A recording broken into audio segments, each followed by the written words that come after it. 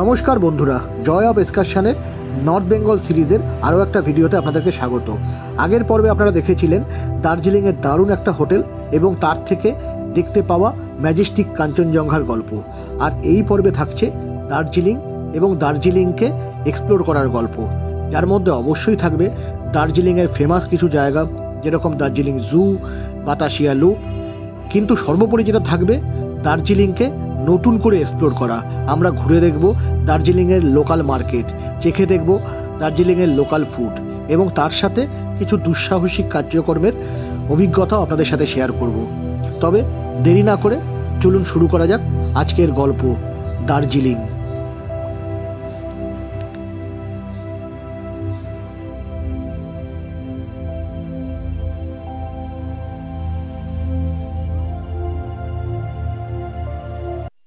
Good morning from Darjeeling. আমাদের hotel মনরাটিনো Himadri থেকে 2 মে সকালবেলায় আপনাদের সবাইকে স্বাগত। আর এখানে আমরা এখন আজকে সেজে গুজে সবাই বেরিয়ে পড়েছি, একটু পরে আপনাদেরকে দেখাবো। আমাদের কিন্তু সবার আজকে ড্রেস কোড এক। আর এখন আমরা চলেছি দার্জিলিং এর কিছু ফেমাস জায়গা দেখার জন্য। যদিও জায়গাগুলো অনেকবার করে দেখা, তবুও দার্জিলিং আসলে এগুলো মাস্ট ভিজিট, তাই আমরা সেদিকেই যাচ্ছি। দেখে দেখে আর আশ মেটে না আমাদের, তাই না? একদম। চলুন তাহলে এগোনো যাক।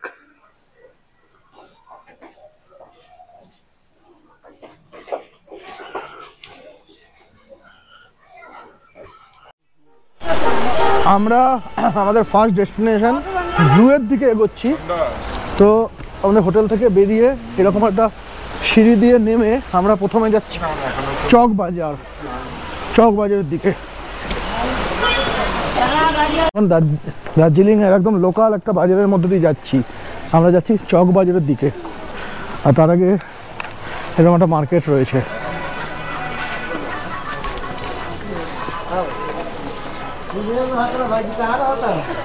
দেখুন এদের দুজনের dress, take me to mountain. আর ওইদিকে এদের 3 জনের ড্রেস দেখুন। তোমাদের 3 জনকেও সেম লাগছে, আমাকে অড ম্যান আউট লাগছে। आपने लापरवाही का नतीजा है।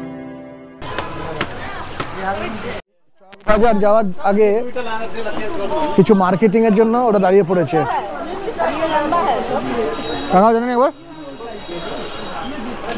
মার্কেটটা ভালো লেগেছে মনে হচ্ছে। হ্যাঁ বলো, তুমি তো ভিডিও করতে বললে। ভালো লাগছে জায়গাটা। হ্যাঁ, কত জিনিস না।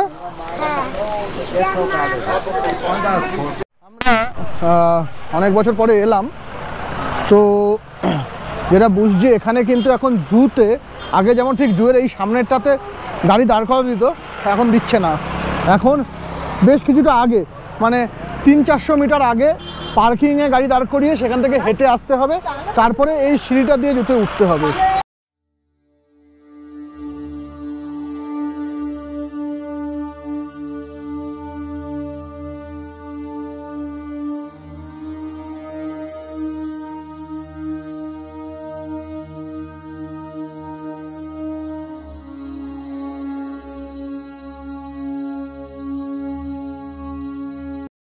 দার্জিলিং জু, যার পোশাকি নাম Padmaja Naidu Himalayan zoological park, এর অবস্থান প্রায় 7000 ফুট উঁচুতে এবং 67 একর জায়গা নিয়ে, যেটা ভারতবর্ষের হাই অল্টিটিউডে অবস্থিত সবচেয়ে বড় জু।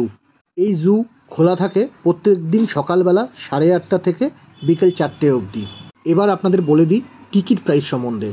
ইন্ডিয়ানদের জন্য এখানে ঢোকার টিকিট প্রাইস হলো 110 টাকা করে, তবে 6 বছরের নিচের বাচ্চাদের জন্য ফ্রি। আর ফরেনারদের জন্য 180 টাকা। আর আপনার মোবাইল ক্যামেরা বাদ দিয়ে যদি অন্য যে কোনো ক্যামেরা নিয়ে ঢুকতে চান তার জন্য দিতে হবে আরও 10 টাকা আলাদা।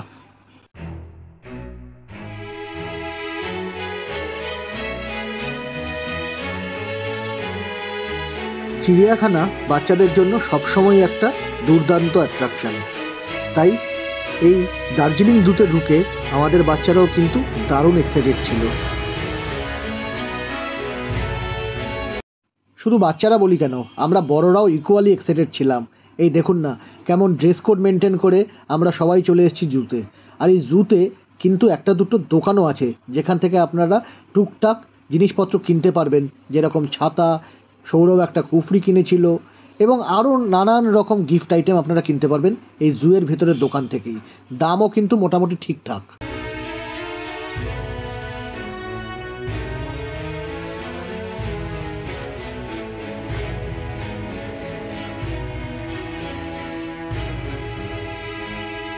কেনাকাটির পর্ব শেষ করে এবার আমরা জুয়ের মেইন অ্যাট্রাকশান জন্তু জানোয়ার দেখার দিকে এগোলাম।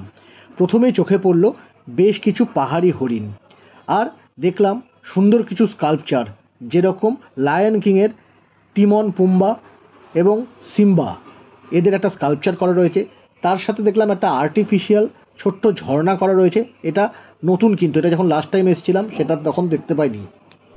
প্রথমে আমরা ঢুকে জুয়ের সোজাসুজি উপর দিকে উঠতে শুরু করলাম। মানে এখানে আপনারা জন্তু জানোয়ার দেখতে দেখতে এগিয়ে যেতে পারবেন হিমালয়ান মাউন্টেনিয়ারিং ইনস্টিটিউটের দিকে।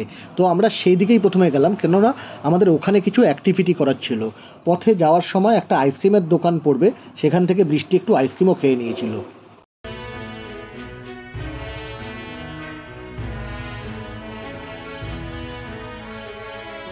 এই জুয়ের মধ্যেই আরও একটা অ্যাট্রাকশান আছে, হিমালয়ান মাউন্টেনিয়ারিং ইনস্টিটিউট, যেখানে কিছু অ্যাডভেঞ্চার স্পোর্টস হয়।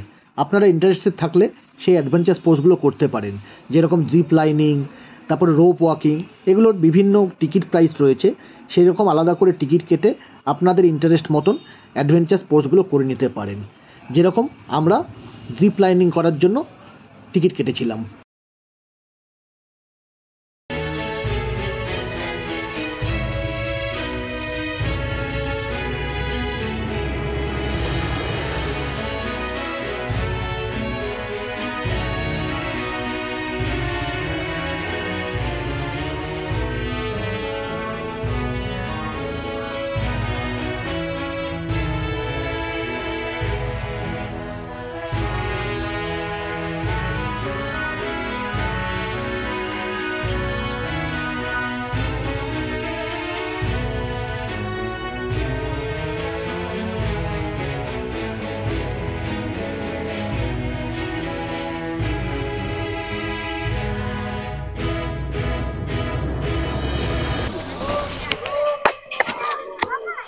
এইবার পিয়ালি যাচ্ছে।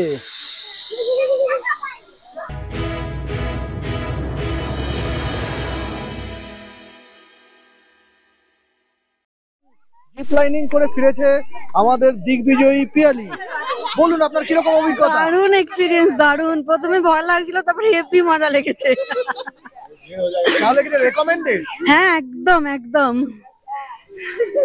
তাহলে জুতে আসলে কিন্তু আপনারা ট্রাই করতেই পারেন, তাই না? জন্তু জানোয়ার দেখার পাশাপাশি একটা অ্যাডভেঞ্চারাস অ্যাক্টিভিটি হয়ে যাবে।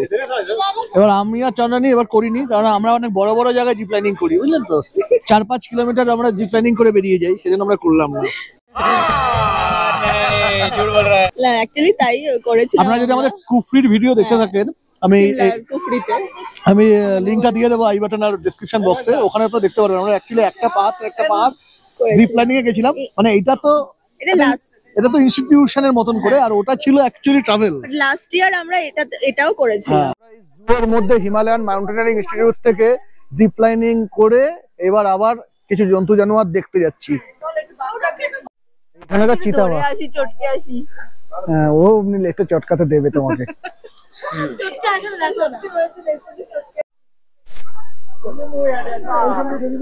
এখানে আর একটা বাঘ।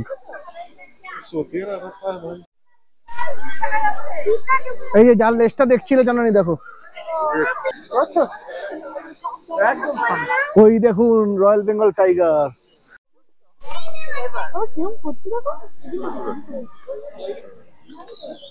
Golden Jekyll. রয়্যাল ব্যাপার আছে উলফ। এইবার চলুন, এবার যেটা দেখার জন্য আসা সেটা আমরা দেখতে যাই। জুয়ের মেইন অ্যাট্রাকশন, মানে দার্জিলিং জুয়ের মেইন অ্যাট্রাকশন বলো। Red panda. Red panda.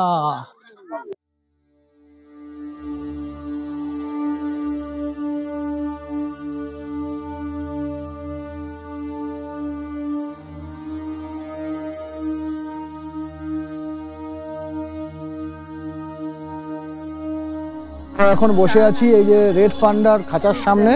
A few moments later. আরে সত্যি সত্যিই চলে রোদ মেঘ আর বৃষ্টির লুকোচুরি খেলা। সকালে কাঞ্চনজঙ্ঘা দেখে রোদ ঝলমলে দিনে আমরা ঢুকেছিলাম দার্জিলিং জুতে। জু থেকে ঘন্টা দুয়েক ঘুরে বেরোতে বেরোতেই ওয়েদার পুরো চেঞ্জ, মেঘে ঢেকে গেছে চারিদিক, আর তার সাথে বৃষ্টিও শুরু হয়ে গেছে। আমরা এখন রয়েছি বাতাসিয়া লুপের সামনে, আর আজকে দিনটাতে প্রচুর বৃষ্টি হচ্ছে। এই সকালবেলা আপনাদেরকে কাঞ্চনজঙ্ঘা দেখালাম, আর এখনই দেখুন বৃষ্টিতে একেবারে চারিদিক এরকম মেঘে মেঘে ঢেকে গেছে। হ্যাঁ, পাহাড়ে আর কিন্তু দুঃখের সাথে সাথে জননী একটা নতুন ছাতাও নিয়ে নিয়েছে ট্রান্সপারেন্ট, সেটা একটা আবার খুব সুন্দর। হ্যাঁ, এটা আমরা নিয়েছি জু থেকে। ছাতাটা কেমন হয়েছে একটু কমেন্টে জানাবেন। আর আমরা এখন রয়েছি বাতাসিয়া লুপের সামনে। তো বৃষ্টি হচ্ছে, তাই এই মুহূর্তে বাতাসিয়া লুপে ঢোকার উপায় নেই।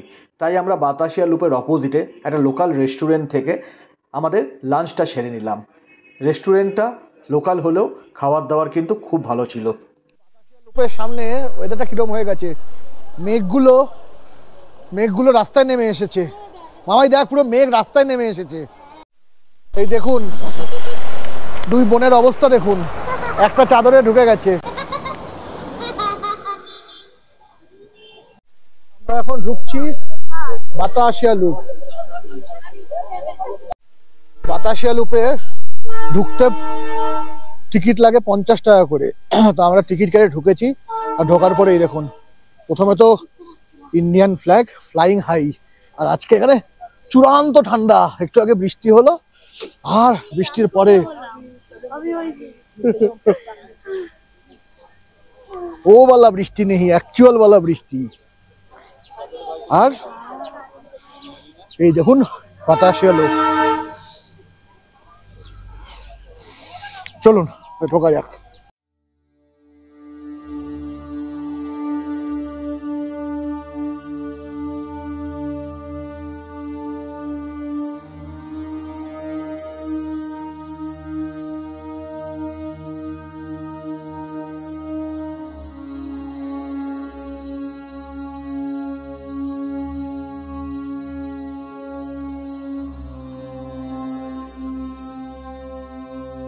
তারপরে বরফি, আরাধনা এখানে হচ্ছে मैं हूं ना।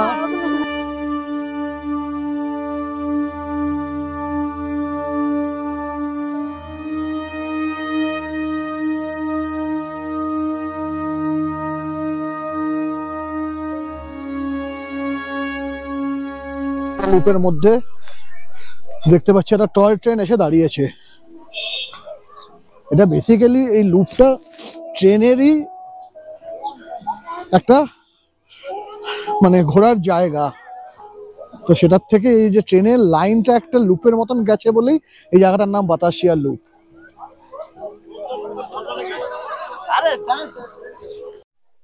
আমরা এখন বাতাসিয়া লুপে দাঁড়িয়েছি, আমাদের বাপ বেটি দুজনের মুখ দিয়েই ধোঁয়া বেরোচ্ছে। গরমকালে শীতকাল রিক্রিয়েটে।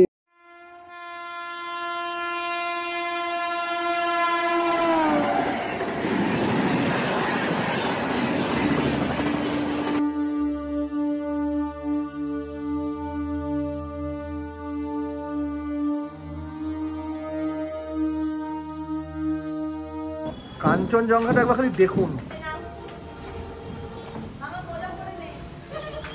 দেখতে পাচ্ছেন কি?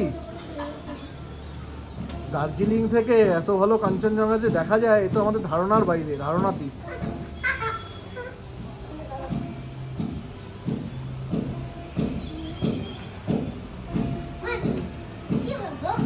থার্ড মে 2025 একদম ভোরবেলা আমরা বেরিয়ে পড়েছিলাম এক্সপ্লোর করতে ভোরের দার্জিলিং কীরকম থাকে।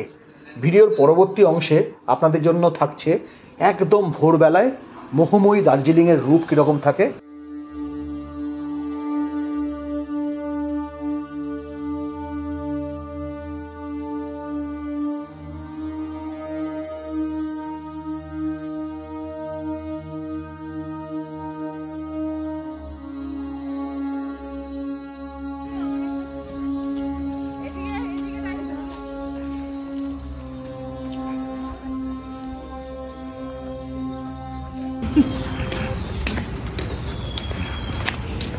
আমরা এখন যাচ্ছি অবজারভেটরি হিলের দিকে, আর এটা হলো মে ফেয়ার।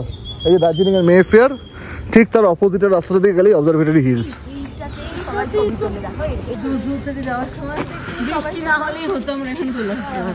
আমরা এসে গেছি অবজারভেটরি হিলসে।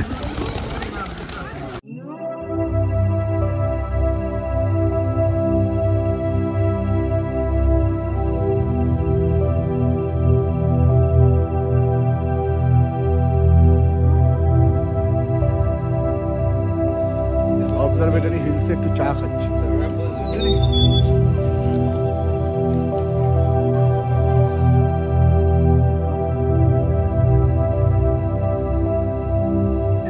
দারুণ দারুণ, সকালবেলা এসে খুব ভালো লাগলো।